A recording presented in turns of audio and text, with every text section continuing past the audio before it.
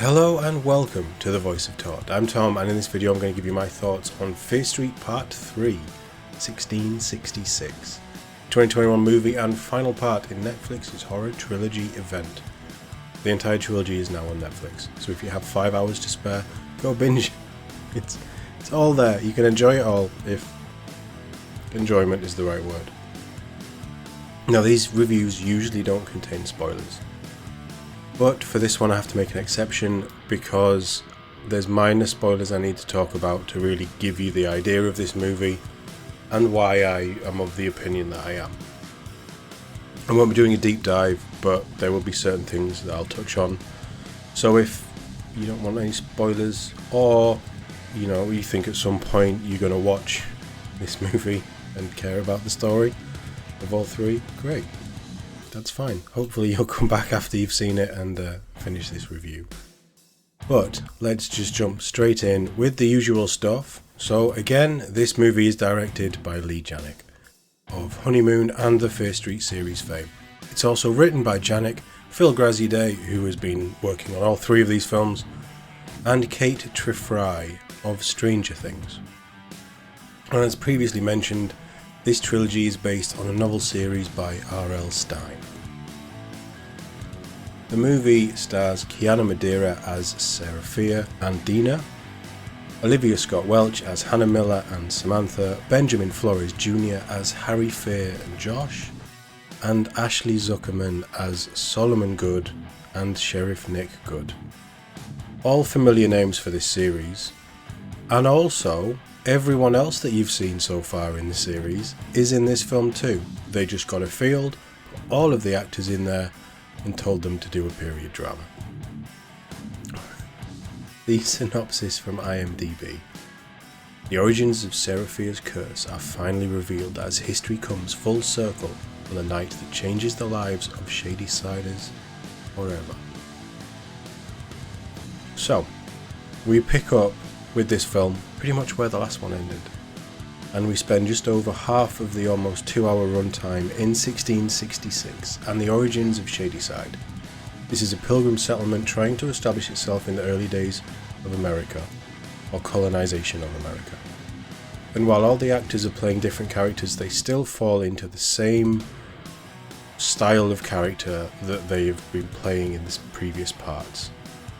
While the accents aren't great, this does let you have that instant connection with them, and you kind of already know what they're going to be doing. I don't think it stretches the actors much, and it isn't anything new to the series. But I quite like how this is done. It's almost like they're trying to create this idea that this curse is baked into the blood of each family that lives in Shadyville and Sunnyside. So it strengthens that idea of separation between the two towns. There is also some really nice nods to parts 1 and 2. There's a moment where we see a moss crown that will be familiar to anybody who's seen the previous two films. Lots of the locations are repeated, and there's quite a few mirrored experiences, as well as Seraphia and some of her friends go through moments that we've seen played out in parts 1 and 2 as well. This part of the movie is much more of a psychological thriller than horror nostalgia that the previous two films have gone for, and it plays very well into old superstitions and the zealous nature of the early settlers, and probably the world in these times. It does feel like an allegory for modern times and the extremism you can find returning into small elements of modern day culture. I think that that's something that the writers of this trilogy have been trying to play with. It's very clear that they have moved that to the forefront of part 3. Be that good or bad, honestly, it didn't ruin it for me because it is quite probably correct for the time, and there's certainly on the superstitions and witchcraft and all that kind of things. So it works for me. Although every time someone says something about burning a witch, I just think of Monty Python the Holy Grail, which is no bad thing. The thing that I was most interested about in part 3 was the soundtrack. It's been brilliant in the last two movies, probably the best part of each film, and I really didn't know what they were going to do with this, but what they've done is excellent. It's an original soundtrack and it works fantastically. It feels very true to the setting, and again the sound editing is pretty good. I think the overall editing in this part is actually really good, and it seems to flow much better despite the longer runtime. But sadly, the story is pretty thin again. I like elements, and I admire what they're trying to do, and the idea of this grand trilogy event over the summer, but I just think the overall story isn't original enough to really stand out against anything. You can spot the plot twists coming a mile off, and this is probably because we're dealing with a very long novel series based on a teen horror sort of idea for young adults. But I think the writers have done well, without knowing the source material, I think they've done well to probably get the idea of what these novels are across.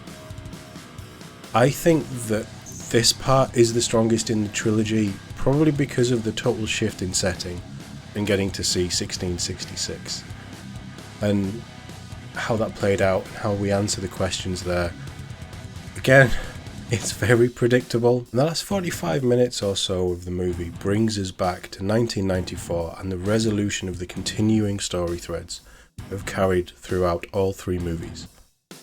And this is where we head into Stranger Things territory, as the big bad has been revealed, and we head to the mall in all its late night neon glory. There are some really solid 90s culture references, and again the music for this part is excellent. The whole sequence just feels like they turned up part 1 a little bit, but there isn't any real threat to our heroes. Don't get me wrong, there are some very clever moments and I enjoyed it, but this is the part of the movie that started to feel a little bit long-winded and very repetitive. Throughout this trilogy I've been a little bit hard on the limited gore, but it didn't really bother me in this one. Be it in 1666 or the jump to 1994, it worked well enough. It's probably because I've come to expect this level of gore instead of anything above. And the killer designs are really cool. That's one thing that I will give them. So I'm willing to give it a pass for this film, probably because they've trained me to accept that this is what they're at after 2 films.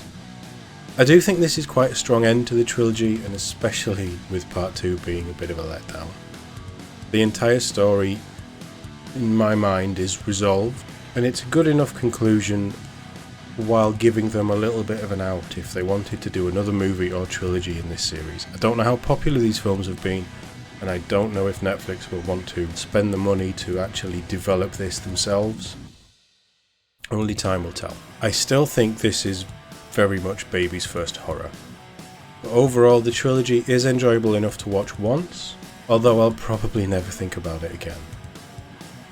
Now, if you enjoyed this review, please subscribe to the Voice of TOD. We will be getting back into the movie and game news routine. There'll be reviews continuing, and we're going to be doing live streams. You can also check out Todd Plays Games, the second channel, and home to all my Let's Play content. If you want to know when I'm going live or a new video drops, hit the bell or follow me on Twitter for all the latest updates. And as always, thank you for watching. I'll see you in the next one.